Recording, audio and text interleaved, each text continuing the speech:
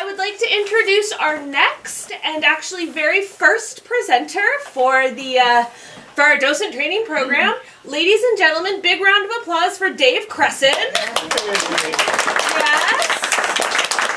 Dave is the president of the History Association, so a lot of you guys probably know him already or have seen him around. Thank you for being here.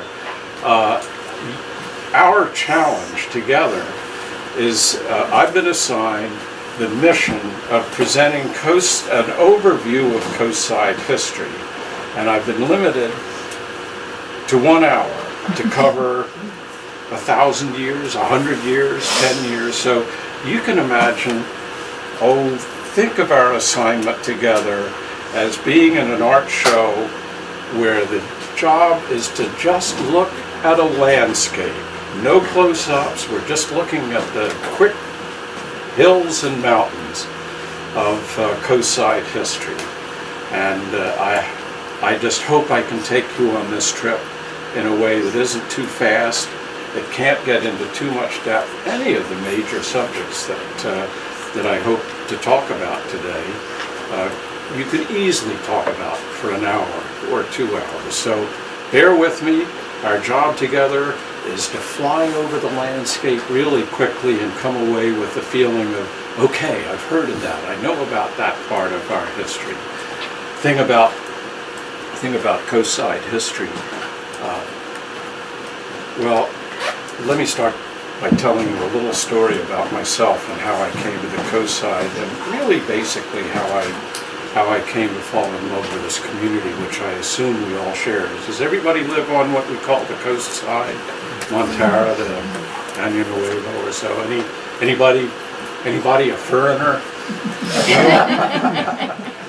We all love this place, but I want you to just bear with me for a second. When I share the trip that I took, I worked in New York City, Madison Avenue ad guy, very aggressive young man trying to improve my career and become a success at my job, and I was choosing between these two jobs. One was in Minneapolis and one was in San Francisco, and I really didn't know either community very well, but I decided, almost with a flip of a coin, I decided that I'd take the job in San Francisco as a better opportunity, and I'd become rich and famous here sooner than I'd become rich and famous in Minneapolis. So I got to San Francisco driving. I knew that I wanted to live by the ocean, because in New York you always want to live by the ocean, whether it's the Jersey Shore or Long Island Shore, and I had my opportunity. So we drove over the Bay Bridge, went through the city, said, oh, that's pretty, that's the Ferry Building, World Trade Center, that's where I was going to work. They've got these nice freeways that go right out to the beach. Just look at this map, it's marvelous. And so drove immediately off to the beach, and I got to Pacifica, and all the houses were stacked up next to each other, jammed together, and I wasn't aware that what we knew as Levittown in the east was kind of like a perpetual thing. Broadmoor, Daly City, it's mid-60s. They're just wall-to-wall houses, and I said, oh, this beach is nice, but we're not going to find it here. It's going to get better the further I get away from the city. And we drove down Route 1, and all of a sudden the road and the development stopped, because you just faced a big mountain and there's this road that threaded up over it, and we all know we're talking about Devil's Slide, and you get to the top. It's 800-foot cliff looking down on the water. It was sunny and beautiful that day, and you wind along through the slide area, and you come out on the other side, and it was nothing that happened to be June, flowers out in the fields, all farming, house here, a house there. I said, this is it, I've got it. Ladies and gentlemen, that was just the beginning of my love affair with this community, and I'm so happy that not only did I fall in love with it, it took about 2 months before I figured out, I don't care what kind of job, I don't care if I get fired, I'm never leaving this place. This is, and it took quite a number of years before I fell in love with the history of this place, and I only fell in love with it because I bought an old house, the Zavala house here in town. And fell in love with it and started to discover what a remarkable history for a small town this has. We're not a mining town, one-act pony. We're not a fishing town. We're not a lumbering town. We've been touched by almost all of the grand events that reflect the history of California. One way or another, from world wars to earthquakes, things we'll be talking about today. We've really lived it here. We had natives, as most small towns do, but we had natives that had a very big part in taking advantage of the beauty of this place. And we had explorers and so forth. Let me get on with it. Let's just plunge right in. And I've got my fashion glasses. Should I give a fashionable talk? Mm-hmm. Or should I give a more serious talk? There. Serious talk. Let's start out with this slide, which tells us this computer has a mind of its own, I've discovered.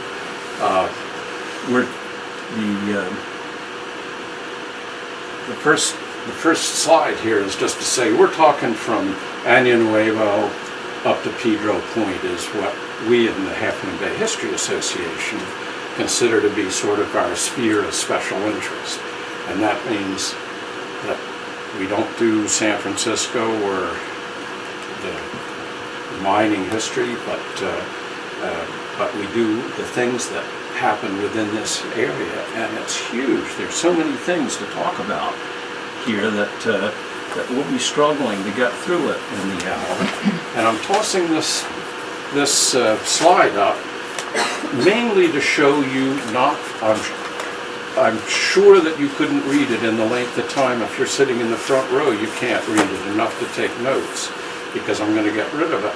But this is the daunting landscape that I was referring to before. Each of these is a major chapter of things that played a role here in the coastside, and our job for an hour or so, not an hour or so, an hour or less, our job is to touch on each of these and give you a sense of why we should be excited. A logical place to start would be to say, we started before anything. There's a prehistoric history here, and it fascinates me. This is not going to be fun if it's going to keep flipping by itself. Okay. 15 million years ago, they dug up this curious character that looks like some combination of a rhinoceros and a walrus. This was dug up over at the SLAC, the Stanford Linear Accelerator place, and they called it a paleoparadoxia, which means paleo, you all know your Latin, it means the earliest of early, and paradoxia, I'm just taking a wild guess that paradoxia means it doesn't make any sense. So this curious animal 15 years ago lived right where we are. And what's also especially fun is to look at the millions of years ago, what the coastside looked like. Here we are, this star here represents Half Moon Bay, and here's the peninsula.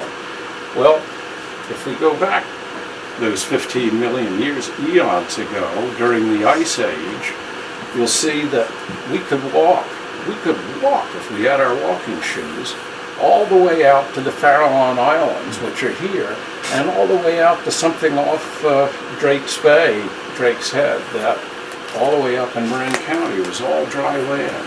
So just if we wanted to take an appropriate number of minutes to talk about those years, this landscape of ours has certainly changed a whole lot. But let's talk about what it is now, because my objective is to talk about the coastside the way we love it now.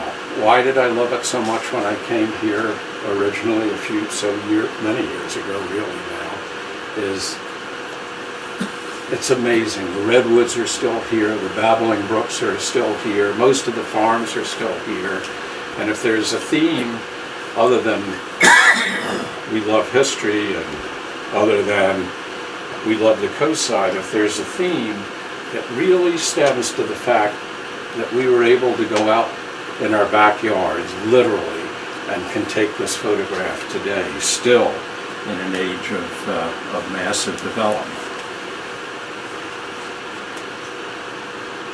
This is just going to be challenging. I want to talk about the times of the natives. They're known to have been here. They are called the Ohlone. They were called the Costa Noa by the Spanish explorers. But this was native land, and what a fabulous land it was for them to live in. Now you're going to have, in the weeks to come, a world-class expert, absolute world-class expert, Mark Hilkernall, talk about this subject, so I can either skip over it really fast, which I will because he'll cover it beautifully, more beautifully than I ever could dare to do. But I'm going to take a slightly different bent that most people talking about our natives don't talk about, to share a perspective which I think it's exciting to hold in your mind. This is like a time map, and it starts way back here 1.6 million years ago when Homo erectus, that is to say, man who stood on his 2 feet, first of all, 1.7 million years ago or so, with other humanoid type creatures evolving before that, and Peking man and others after that. But the landmark thing that occurred was about 120,000 years ago, almost yesterday by these standards. Something came along, something evolved, developed, happened immediately, almost out of nowhere, called Homo sapiens. Homo sapiens was a great leap into what we are. In fact, that's what we are today. It means wise man wise, Homo sapien, wise. And that happened 120,000 years ago, and that's really the time that animals began to work smartly together, to commune, to come together in groups or tribes, to get to be so human that they got mad at each other and they broke up as tribes, and they'd go away and explore new places. And above this red line denotes the time about 120,000 years ago when Homo sapiens came out of Africa and went to Europe and Asia. It's a breakthrough moment in the history of humanity. And it ties into another breakthrough moment, which is very relevant for today. During the Ice Age, let's take that as, let's talk about the Homo sapiens that are beginning to migrate away 200,000 years ago. But there was ice all across the top of the earth. So if you were in Europe or Asia, you couldn't very readily cross that space between the edge of Russia and what's now the Bering Sea into Alaska. But the Ice Age, the ice began to melt, and the ice went back from the borders that was all solid ice down into the northern United States, and it began to melt back. And about 18,000 years ago, it's not that long in the overall scheme of things, the ice went back far enough that you could actually walk across the Bering Straits. It wasn't the straits, it wasn't a great ocean hundreds of feet deep. It was a plain, and some say a very fertile plain, just as the coastside was. So the gates opened about 18,000 years ago, and somewhere in that period is when Homo sapiens began to wander. These are Stone Age people began to wander into our hemisphere. But while the ice was melting, the water level rose, and so in effect the door that opened, the door closed, and that was about 10,000 years ago, that the water rose so fast that you could no longer cross the Bering Straits. It's now a sea. So there was a gate that opened and a gate that closed. And when I talk about coastside history, honestly, I'm fascinated by this notion that there was a door that opened and closed for Stone Age man to come into North America. And those are the roots of the natives that were here. Here, just for the record, there's that word paleo again. This is a timeline for the Stone Age. So the period that we're talking about is paleo, meaning very ancient, lithic means stone, ancient Stone Age. Mesolithic started about the time that we could migrate out of Africa and into Europe, and then the latter part of that, these middle Stone Age people who were just basically gathered nuts and berries. They were gatherers and did some modest hunting. So the people that lived here, our natives, were Stone Age people, and they really came here to the coastside as Meso, if I'm pronouncing that right. Am I pronouncing that right, Paul? You know about all these things, right? Mesolithic, Middle Stone Age people. That's who the Ohlone were. That's who all the natives of North America and South America, so they migrated on south. And a mere 11,000 years ago, which is about the time that natives came to the coastside, about 11,000 years ago, most Stone Age people were becoming Neolithic, which meant that they became able to raise crops. They became able to domesticate animals, and they could herd animals, and they shaped things out of their stones themselves to make mortars and pistols, for example, as one of the differentiators between Middle and Neolithic. So I put that there just as a quick way to say, when we talk about our natives, we're talking about Stone Age people here who were really, really very primitive. And one last concept is these are all the languages of North America, the way they've been identified for the 100 years or so before the Spaniards came along, doing language studies. All these different colors represent different forms of language, and the reason that I'm sharing this rather academic, forgive me, table with you, is to show that there was just a flow of humanity that continued to migrate literally for thousands of years and blend here and flow there. And for the last 10,000 years, there's evidence that there were natives here on the coastside, and for 6,000 years, there's very definite, specific archaeological evidence of exactly what period they were in and what artifacts they were leaving behind. And as we're talking about the Half Moon Bay History Museum, I hope we have a good display of some of the artifacts that the natives that were here left behind. But I don't want to dwell on it other than to say the most basic things that we know about the natives of the coastside.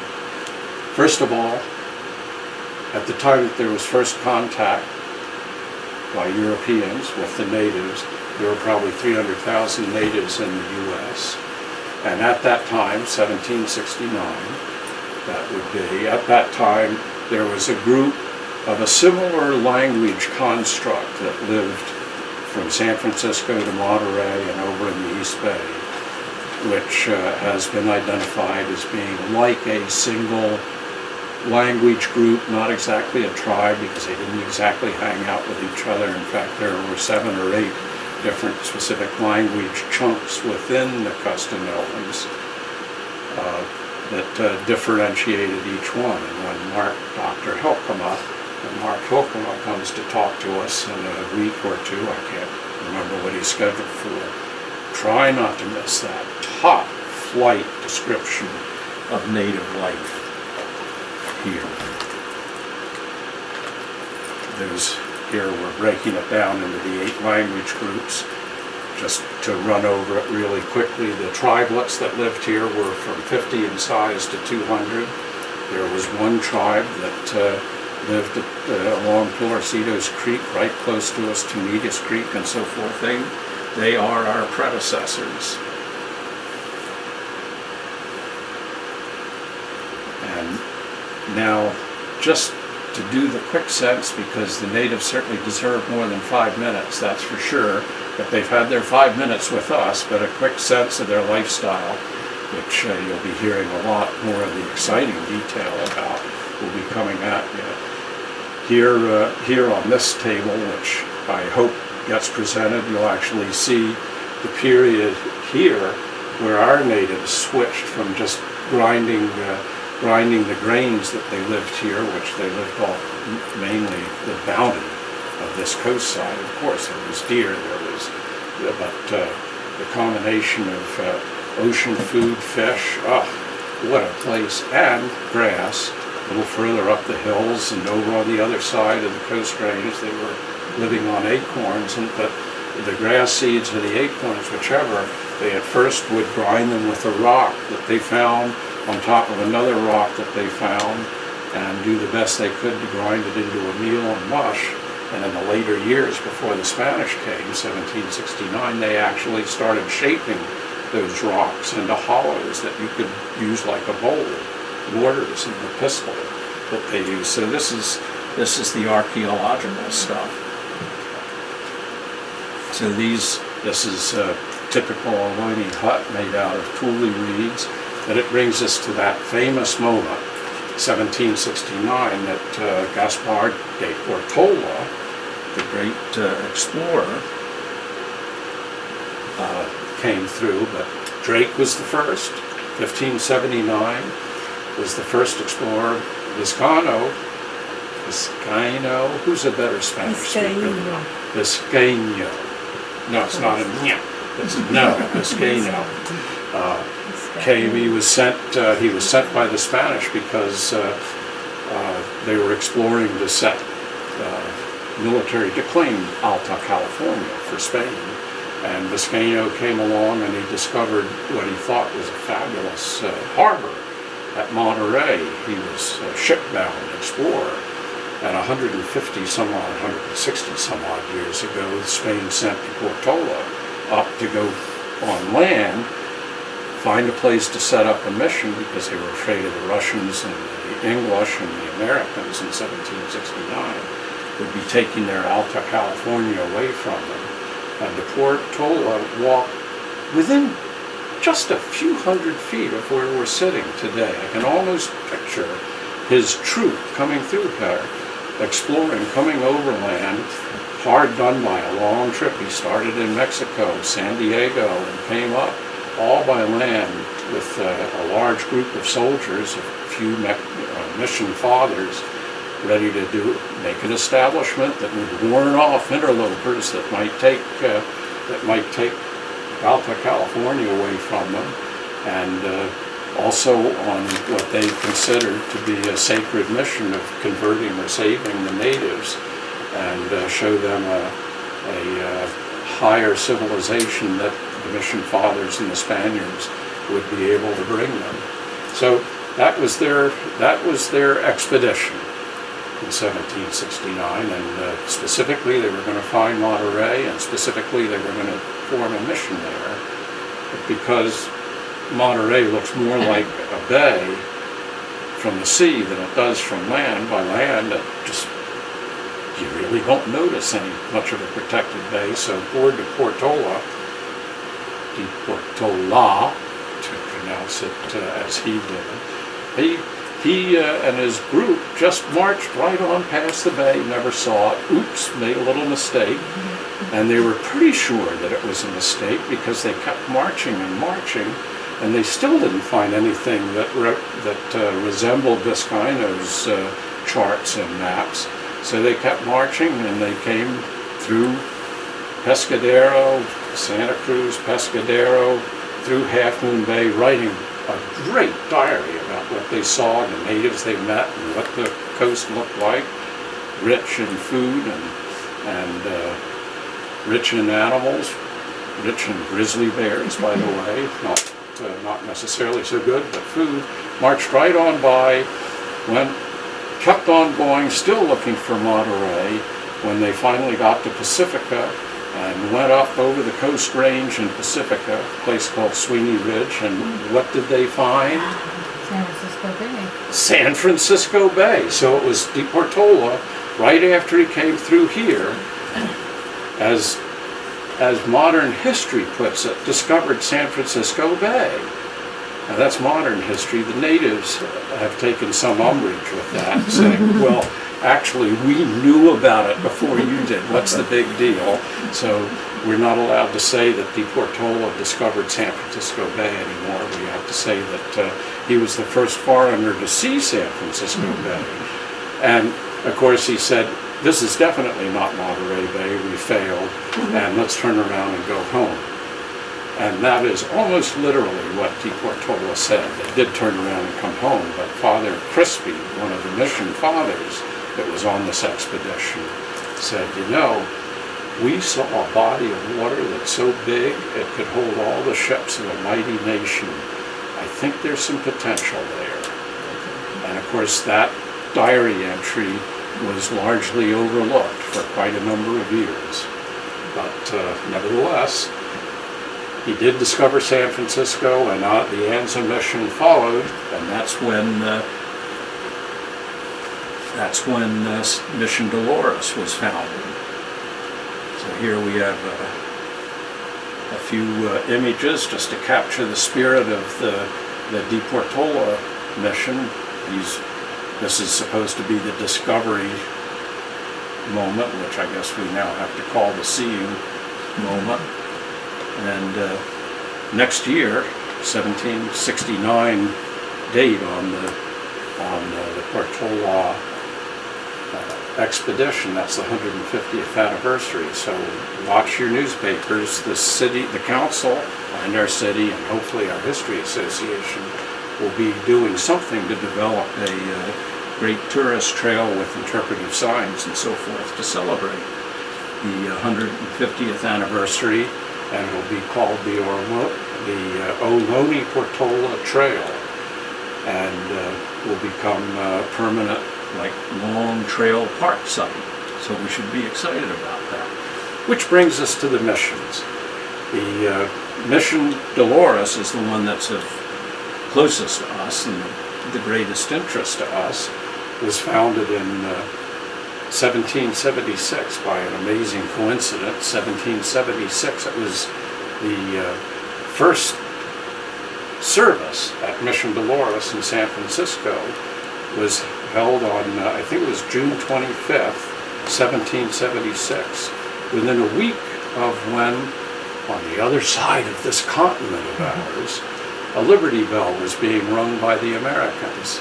And I know that I've learned my history in a way that I thought we had a very developed civilization here in the United States of America, as it became that day on July 4th, 1776.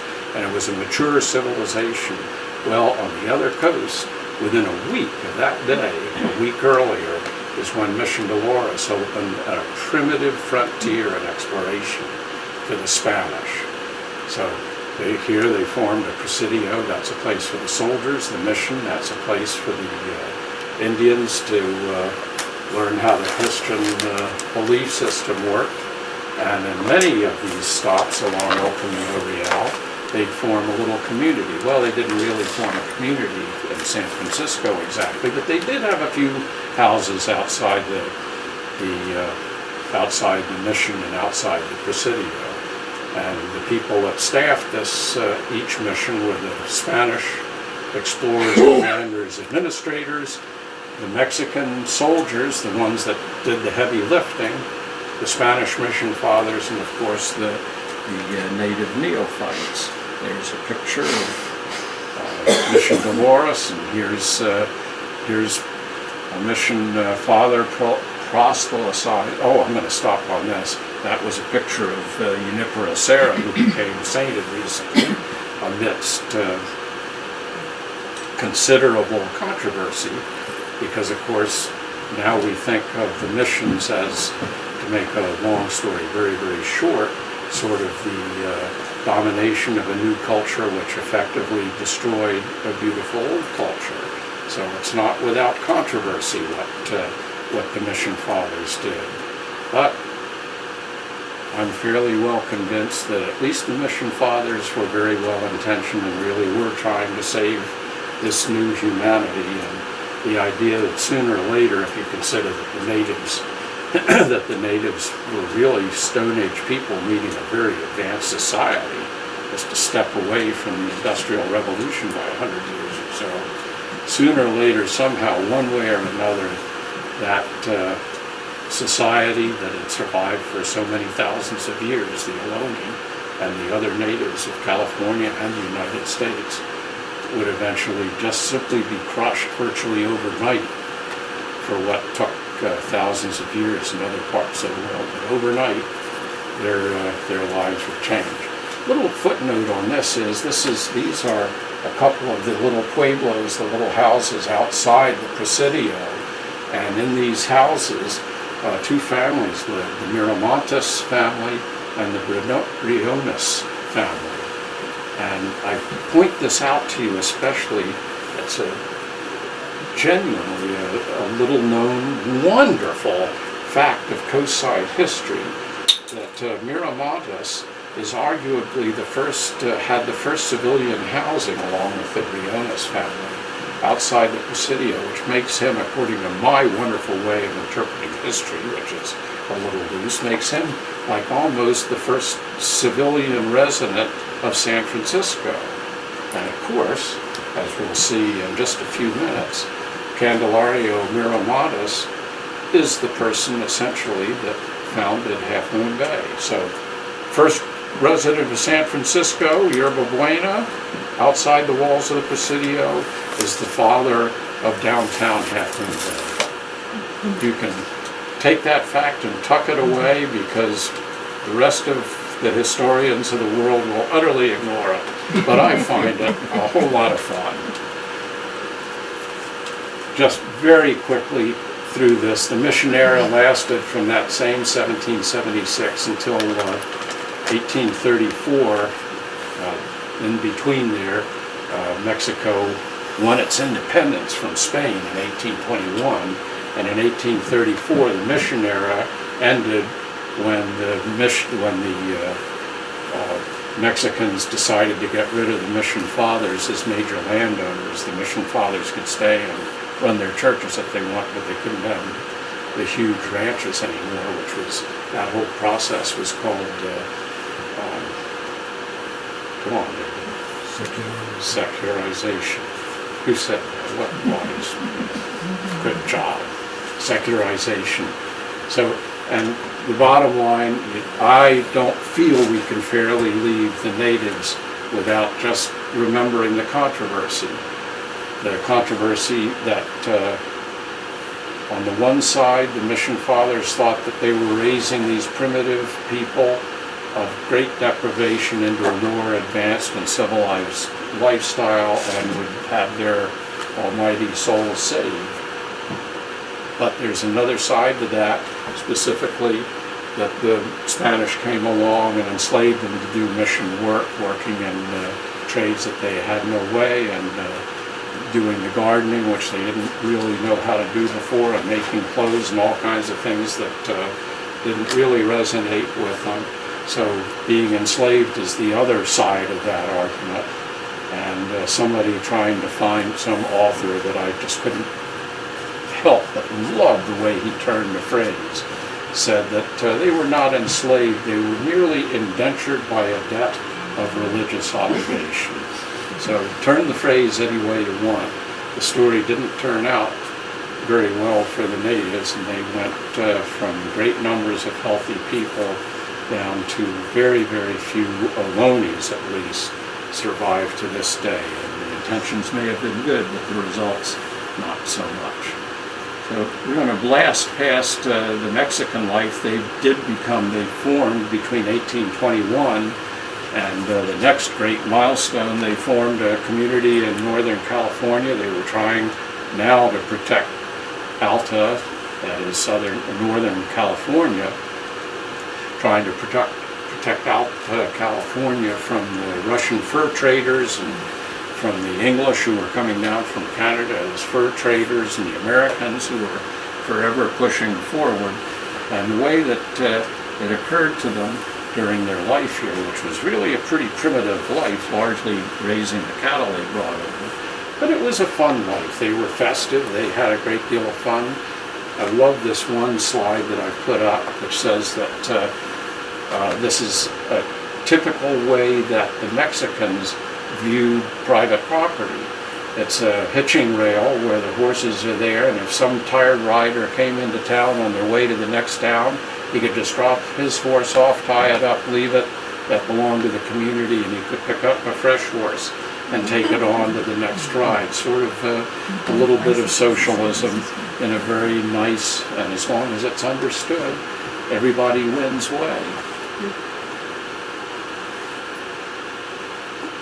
Just a quick little glance at the Mexicans. They lived here kind of largely the way that we picture them to this day, living on beef because they raised cattle, and beans and tortillas and so forth, and grew a few vegetables. So they certainly advanced things a little bit from the hunter-gatherer way of the people, the natives that occupied us before.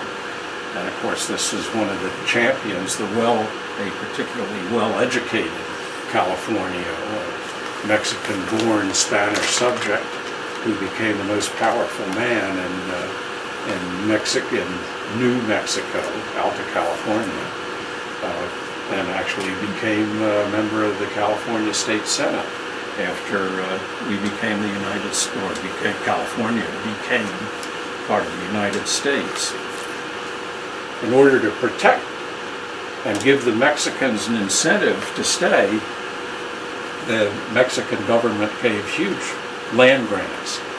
We casually refer to them as land grants. They are Mexican land grants. There are very, very few Spanish land grants given in this area. But the whole idea was, if we give these vast pieces of land, 4 pieces of which make up our coastside, if we give these huge pieces of land to the natives, but not to the natives, to the Mexicans that are far, far, far away from their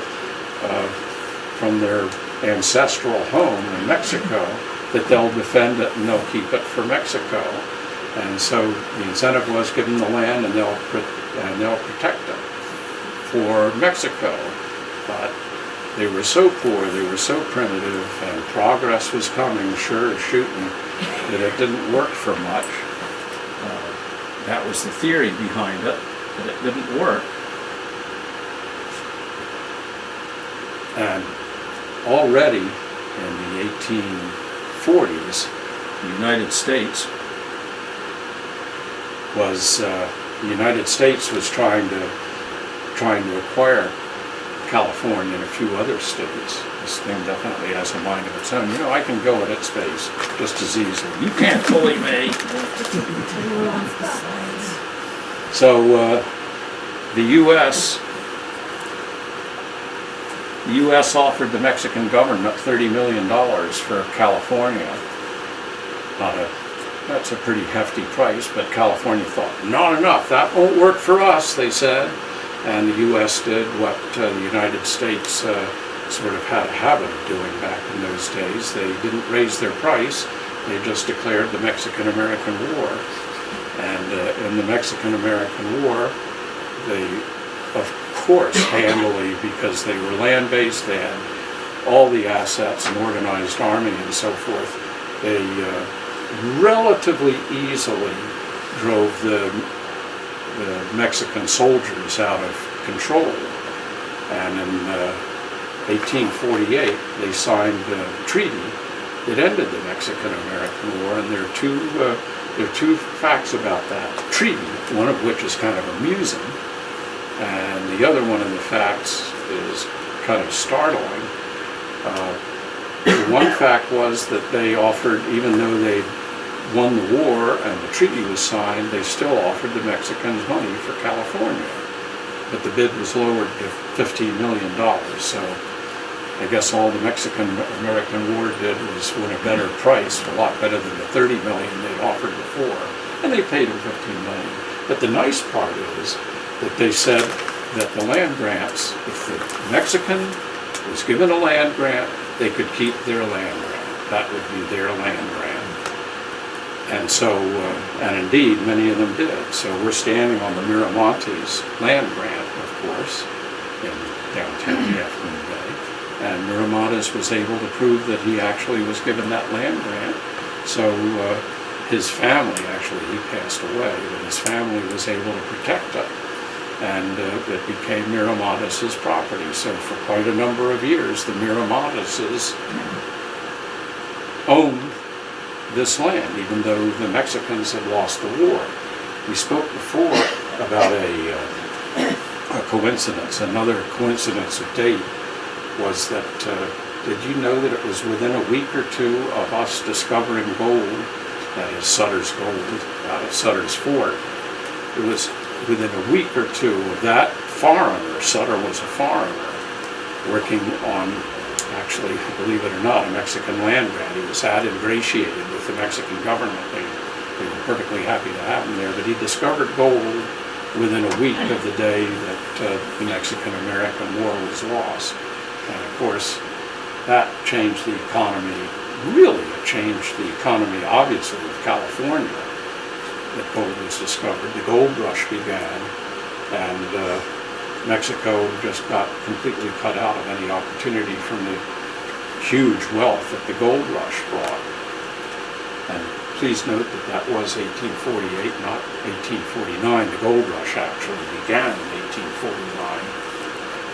But gold was discovered in 48. If history got that right, I'm sure you're all aware that our beloved football team should have been called the San Francisco 48ers. Just say that. So Americans rushed. They came by sea around the coast, around the tip of South America. They came across the Isthmus of Panama, and they came on a months-long journey across the United States in wagon trains, and that's when we basically became an American place. This is a very, very early map which shows that transition as the Americans came and the Mexicans were pushed back onto their land grants. This map is 1860, roughly, and so we're, let's see, 1848, so we're basically over 10 years.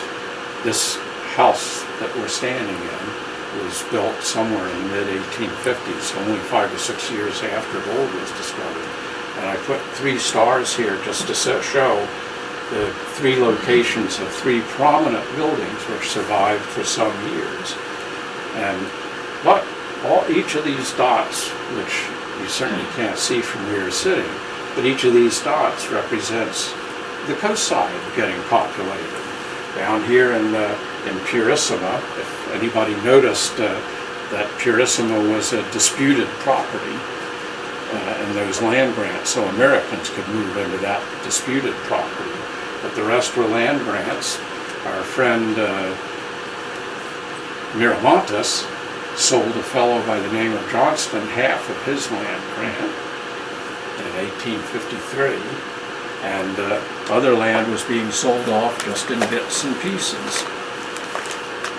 And so those 3 stars, this represents what we think the Miramontes adobe, which is right in downtown Half Moon Bay, looked like. That was built in the 1840s.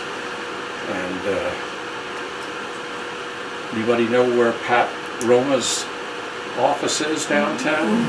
That's where that adobe was, is just off Mill Street and just off Main Street. Did it run parallel to the creek? Was it parallel to the creek? The border, no, it did not. Okay. And the border of the land grant was the creek. That was the northern border of the land grant. And he was pretty darn close to it. That was his town, and he had a bridge across it. And so did the Johnstons. So, and that's like this picture now, because somebody reminded me that they know when that picture was taken because the garden wasn't developed as well. So thank you for that heads up. But this picture was taken a while ago, actually. But That's the Johnston House, which is one of the first of the non-Mexican houses built as Half Moon Bay was getting settled.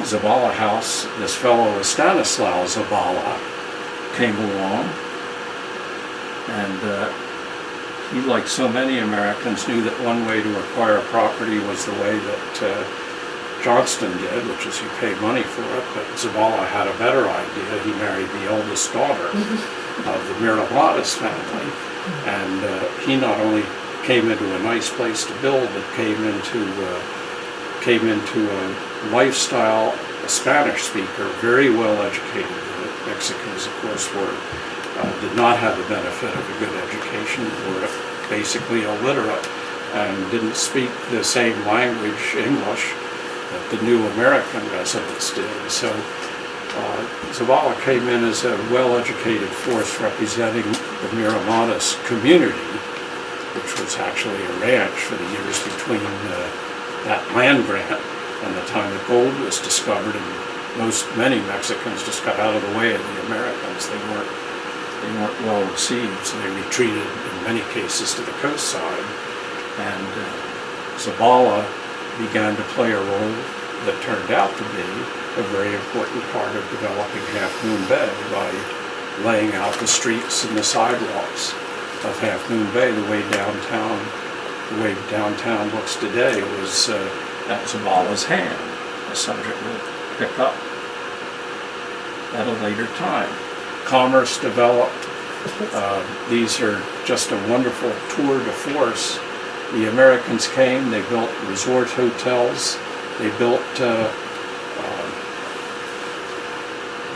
this is the Levy brothers came in 1877, that's one of their early buildings up in that corner, and they brought saloons, of course, and blacksmiths and markets, and the world in Half Moon Bay and the rest of the coastside, but especially Half Moon Bay because it was the crossroads, began to change and become Americanized.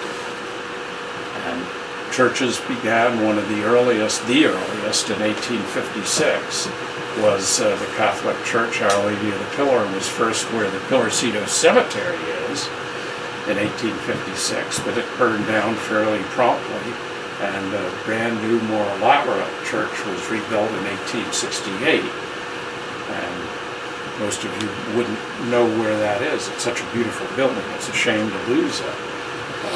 But it was torn down when the Catholic Church became so wealthy that it had to expand. So they built the new church and tore that beautiful old one down, sad to say. I just wanted to say a quick word about the ghost town, or the thriving town that became a ghost town, of Purissima. It's the next major creek down, as you know, and for many people in this room know full well what Purissima was about. That it was a canyon. It was the place, the canyon was that disputed property where Americans flooded in and homesteaded it, and made it into a community that looks, in this picture, which is done by a world-famous lithographer in the early 1870s, like a thriving town, every bit as thriving and Americanized as Half Moon Bay was at the time. And this is the ocean side. It was mainly, as the farms were, it was mainly along a creek where they had water that they could do some minor irrigation. Most of it was dry farming. Many Irish people here raising potatoes up in the canyons. But perhaps the only thing of this beautiful town that's left, by the way, question time. Who knows what's left of Purissima, the town of Purissima today? I heard The cypress trees. the cypress trees, that's true, Cemetery. and the cemetery. And for the real history walk, the second schoolhouse there, it was around long enough that it actually had a schoolhouse replaced. The second schoolhouse is still there today, but it's somebody's home across the road from the Purissima open space property. But up at the head of Cresson Canyon was one of the great industries of the coastside, and that's the lumber industry. All of the redwoods, and they're still just remarkably, they're still there in a park. But this is the place where the redwood, the lumber that came to build San Francisco, came out of Cresson canyons, the surrounding canyons, and the other side of the hill. That's where the wood that came to become San Francisco was harvested. And somewhere, the redwood that this beautiful house came from. And if there are docents here, there's an argument that the wood for this house came from Santa Cruz by ship and was dropped off. Other people think that it might have come out of the canyon that's about 3 miles due east, but it would have been hard to get it overland, so the by ship drop-off was good. And there was another source of wood on the coast side near Frenchman's Creek.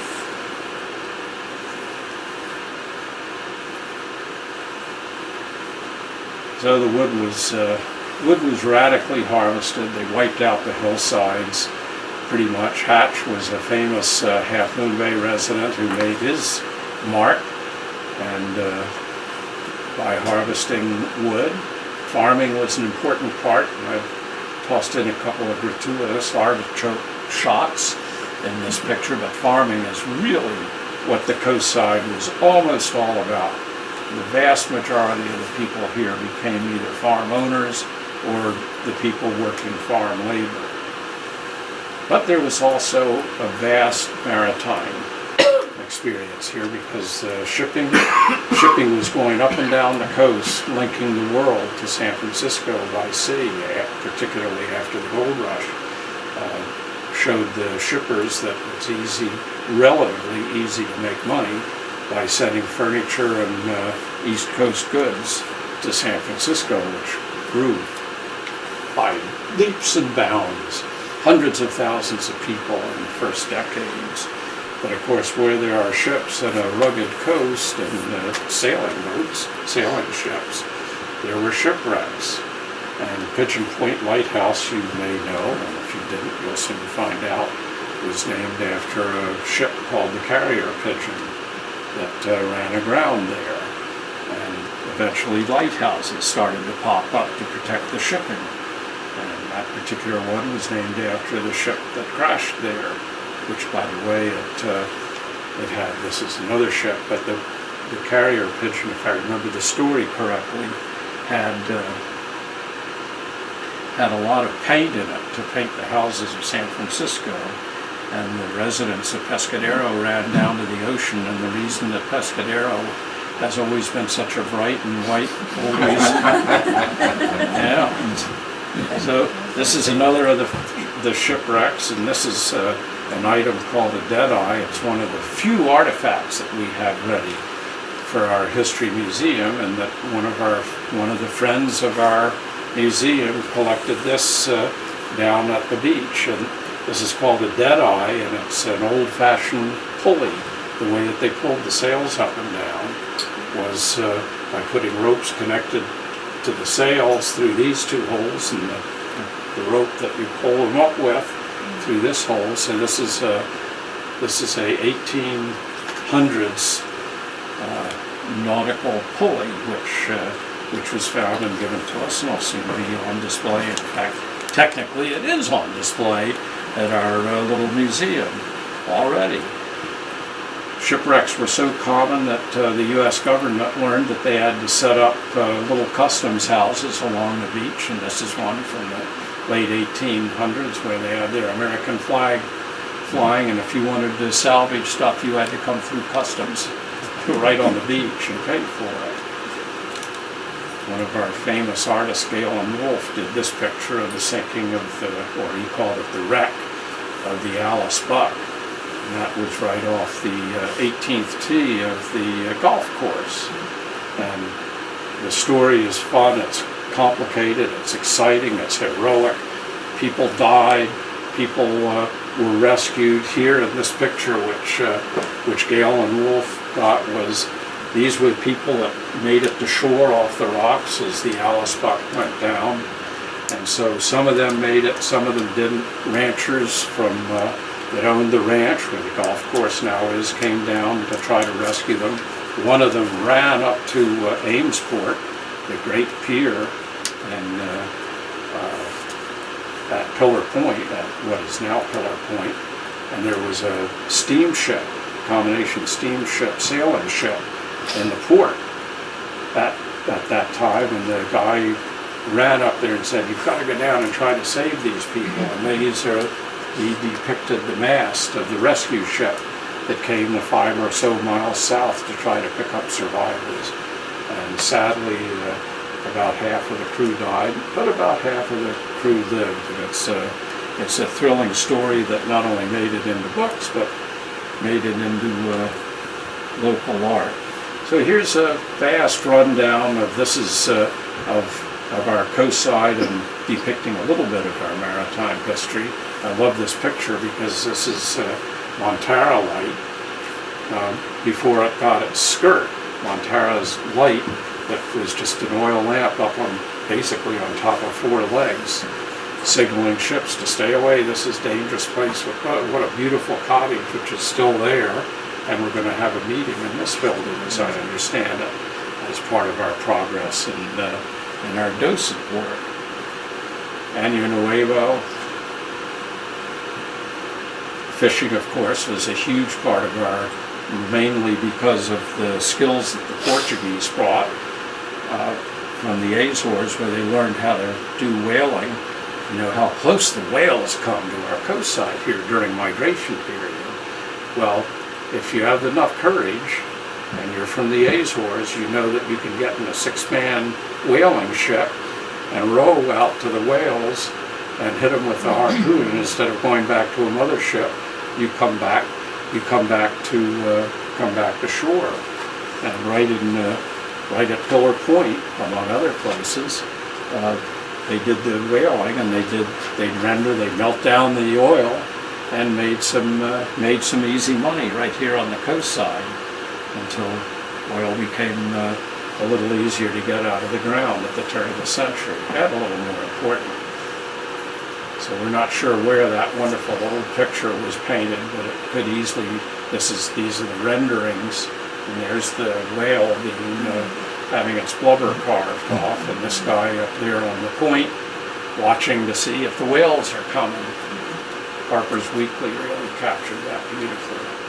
So there, which we won't linger on, was a quick history of what I was just describing.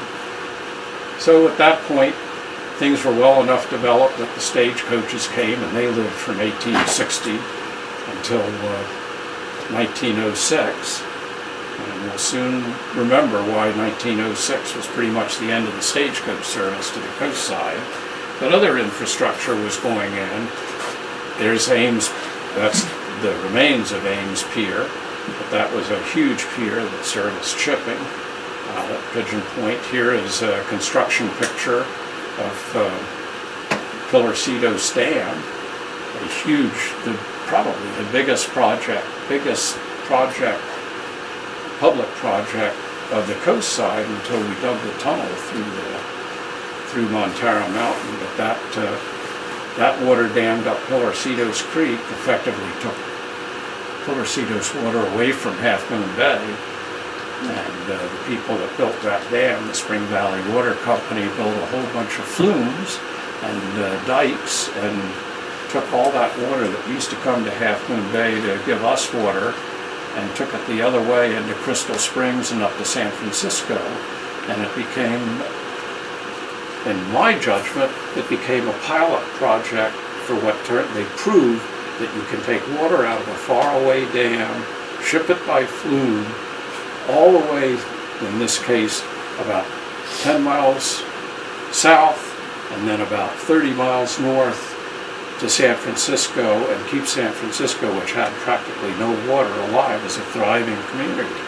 So it was the pilot project, I would argue, for the Hetch Hetchy Dam project.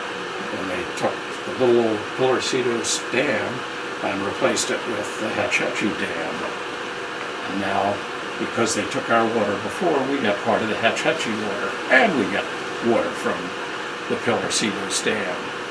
And you can't get in to see it because the water company won't let you in there. Too many trout and other bounteous fishes. So infrastructure galore. Here's the Main Street Bridge, the first steel reinforced structure in the world, according to that headline. Well, it's not quite true. It wasn't the first one in the world, but it was probably the first one in San Mateo County. And interestingly, it survived the 1906 earthquake. And that was kind of a tip to people all over the world that a reinforced concrete bridge survived the earthquake. So this is the brick building. Zavala built this brick building, by the way. He sold it to Di Benedetti, and it was made out of brick because brick was fireproof. And fireproof is a good thing because that's what most buildings were made out of wood, and most buildings were burned down. What they didn't realize is that San Francisco or the Bay Area or California has earthquakes, and earthquakes don't deal with brick buildings very well. Di Benedetti literally woke up. Di Benedetti, by amazing coincidence again, he was the county supervisor that ordered that reinforced concrete bridge built in 1900. And 6 years later, here he is sleeping in the top floor of his brick store, combination store and home. Here he is sleeping on the second floor, and he wakes up on that fateful April morning to look out at a pile of bricks that used to be his building. And he said, "This isn't going to work, but I think I know the answer. Reinforced concrete." So why is the Di Benedetti building, that's on Mill and Main Street, why is the Di Benedetti building famous? Among other reasons, it was built as an answer. It built it immediately, the very same year, out of the building material that he discovered was earthquake-proof. And of course that became part of the California standard, in fact probably the world standard for earthquake-proofing buildings, was to make it out of reinforced concrete.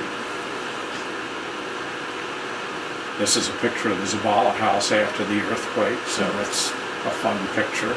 Now, why did the stage stop running in 1906? And the answer is because the railroad came.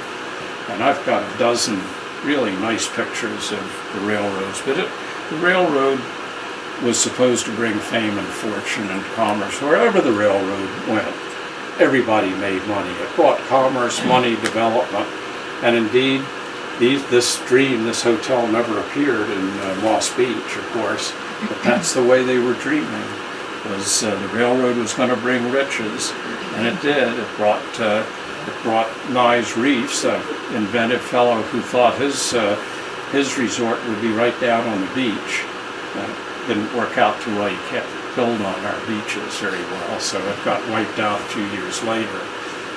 The Coastside built beautiful schools in anticipation of the rush of population that would come. And most of all, it brought subdivisions. But I'm just going to fly through these pictures. They're wonderful old pictures of the railroad. The most photographed thing about the Coastside is its railroad. It just attracted photographers just when the camera was getting popular. So there's no shortage of great pictures of the days of the railroad. Great wrecks, great landslides going across Devil Slide. Of course, the rails were wiped out and rebuilt, not unlike the way the roads were even during our life and experience here. And they finally ended up, as they were getting closer and closer to poverty, as roads were being built and cars, gasoline cars were getting affordable, and the Model T, they ended up with single little rail cars that were gas powered in a desperate attempt to try to survive. But it really didn't work out too well. Here's a wonderful artifact, though, is the Arleta Park Station. You may know is right down on the west side of the highway, right in Half Moon Bay. And I singled this picture out because this is an old railroad depot that was picked up and moved over to the Methodist Church and became their meeting room. And then they expanded a few years ago, and it's going to become especially significant to us because next week, where are we going to meet? We're going to meet right in that building because they moved it right outside this window. So that's where we'll be meeting next week. The most important thing that the railroad brought was the development. Everything was subdivided. Very hard process to subdivide property, but they had the markup. So they designed beautiful subdivisions from Montara, Moss Beach, El Granada, especially Princeton by the city, and on up into Arleta Park. Is all railroad subdivisions, and they sold them by the thousands. But people discovered that this wasn't going to be Coney Island. They discovered that the water's too cold. A discovery I made, by the way, after I moved here, thinking that it was like the Jersey Shore. It's not. And by the way, unlike my first year here, I discovered, as they discovered, there's a lot of fog here. So the subdivisions were successful. A lot of properties got sold, and they were legally subdivided, which is a huge process, but they didn't build very many houses. So that left the seeds for a later era, which makes us wonder just how lucky we are. The years of Prohibition were exciting. This, by the way, is a local family standing outside a cave where they hid their booze from the feds, which we don't know whether they were brewing their booze or whether it was smuggled in from the sea, because on this seacoast we had literally dozens of speakeasies, roadhouses they call them. The laws of Prohibition were flaunted. They had bootlegging, smuggling the booze off the ships across the beaches onto these dark roads and foggy canyons to San Francisco, and lots of brewing taking place in the canyons, moonshining. And after Prohibition, I'm going to skip the little problem of the Depression, because it really didn't affect the coastside that much. Blessed as we were an isolated farm community, and when it came to food and survival, the Depression didn't hit us the way it did Wall Street and Manhattan and so forth. But World War II came, and they were loaded for bear because they were afraid of the Japanese crashing in on us. Okay, checking my watch. I think I've just hit my 1 hour mark. So, time for me to hasten on. There were many points of defense, ranging from patrols, ranging from training units in Montara, live gunfire training. You'll hear a lot about the Point Montara anti-aircraft gun batteries there and the anti-aircraft training. But this community of ours was bristling with guns and soldiers and armament, because we were living in horrible fear that the Japanese would be invading our shores, just as they had Pearl Harbor shores with a massive invasion. They built an airfield. This is the anti-aircraft training schools away from the batteries. And here's a picture of the batteries, which are located, you'll hear all about this next in a week or so. But these are the batteries with all the trainees shooting out over the ocean at flying moving targets of various sorts. So the worst part, and I just have to tell this story, the worst part was that the Japanese farmers who had been here for years were summarily picked up and deported to Arizona, to a concentration camp in Arizona from the first months of 1942. Bombs were dropped at Pearl Harbor in 1941.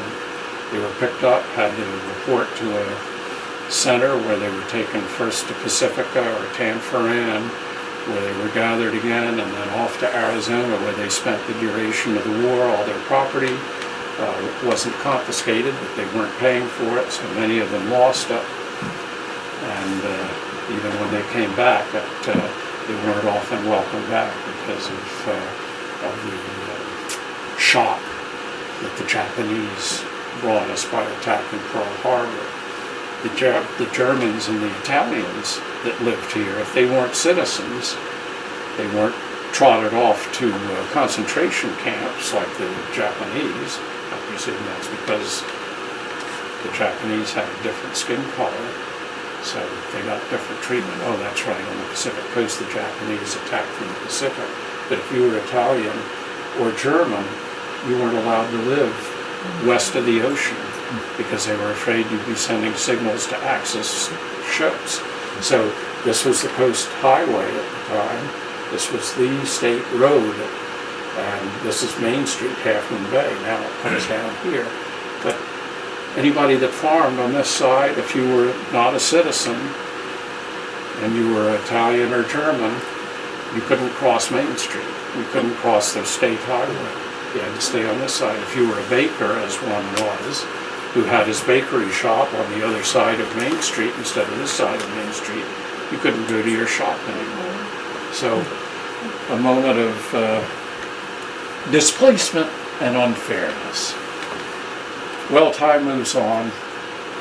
The great booming economy, the war was over, prosperity reigned, money everywhere, the Depression was over, everybody was flooding for the second great land rush to California. And in order to control our growth, we, in Half Moon Bay, well, we're not in Half Moon Bay right now. Half Moon Bay is across the street. So we're not part of Half Moon Bay, but actually this is Half Moon Bay property we're on. So in any event, Half Moon Bay became an incorporated city in 1959 so that they could control and prepare for the prosperity that was about to come, because this was the age of Broadmoor and Daly City and the Levitt towns of the east, here in the huge population growth that came to California. And Half Moon Bay was getting ready for it, and all of California was getting ready for it. This remarkable headline, this is from mid-1960s, about the time that I was coming along, showed this subdivision in Montara being prepared for sale, and the headline boasts that 50,000 people would be going into this Montara development. Montara, just one of the towns of the coast side. You know, El Granado, finally, all those previously subdivided lots and more were to come. They were already subdivided in El Granado. They were already subdivided in Princeton by the Sea. And so in mid-1960s, this was published in 64, mid-1960s, we were braced. The freeways had already been spreading across the other side. We were blacktopping the mountains, the easy places, the flat places on the bay side first. Pacifica was got its freeway, and they'd actually bought the property for all of the development. They bought the property for the freeways coming over Montara Mountain, and the freeway was laid out to come over the now easy to cover route, so the timing was right. The coast side would be the last, but it would be the best and the finest. And so there was, Montara would be the first to fall, and other subdivisions in Moss Beach, El Granado were ready to go, and so forth. So this is the bay. You can argue that the breakwater was built in anticipation for a huge fishing industry and a huge commercial and recreational marina. So the stage was all being set for the development of the coast side, and the funny and wonderful thing happened. In fact, we'll just skip ahead for a moment to say what really did happen. The freeways didn't come. A wonderful thing happened. And the wonderful thing was a new kind of consciousness that came across the country, just as the freeways were about to be built onto the coast side. Rachel Carson and a number of other loud voices came out and said, you know, open space, ecology, protection, conservation are good things. Silent Spring being sort of a landmark book written to say progress should not necessarily be our most important progress. Maybe progress should not be our most important product. Perhaps preservation, open space, and conservation should be. And that's when the conflict that makes our coastside what it is today, and I suspect part of what most of us love about it, began. That the growth and the no growth, the conservation versus development battle broke out. And it started in the mid-1960s with zealots on both sides shouting at each other. But the net result is that Proposition 20 was passed, which guaranteed everybody access to the beaches, plus a lot of other development rules and regulations happen. And then Proposition, can't remember the letter, one of the letters here in Half Moon Bay, and a similar spirit for the unincorporated parts of the coastside occurred, which limits growth to just 1%. And somehow or other, the tidal wave of growth that was sweeping over us in 1965 stopped just in the nick of time. And here we sit with still our farmlands and still our creeks and still our redwood forests. But, God bless us.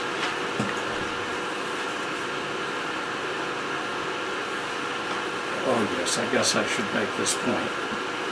We still have a lot of lively things going on. Those are the dawns, the events of Half Moon Bay. The drag strip was here. You wearing your sweatshirt, Sheila? Mavericks is here, great fun. So we still have a lot of life, even if we don't have the buildings. But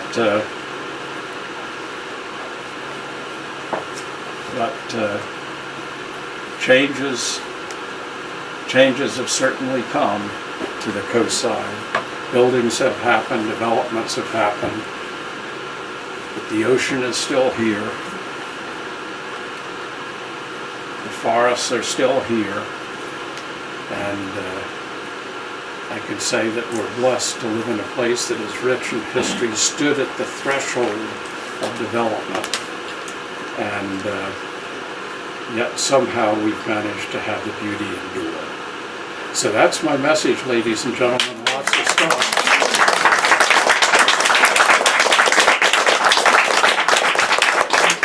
So you guys got all that? You ready to Dave, when did the Portuguese come?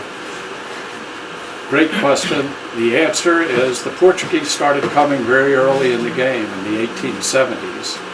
And of course the reason that we feel that this is a Portuguese community is because although the Irish came in much greater numbers and the Mexicans were here in large numbers, there were about 10% of the population, which is a big percentage, were Portuguese in 1870. But their spirit and their chamarita and their festival have all lasted. So of all of the melting pot that the coastside wonderfully is, the Portuguese planted the flag of their culture and their tradition, especially with the chamarita, and they stay today prominent, and hopefully they'll stay forever.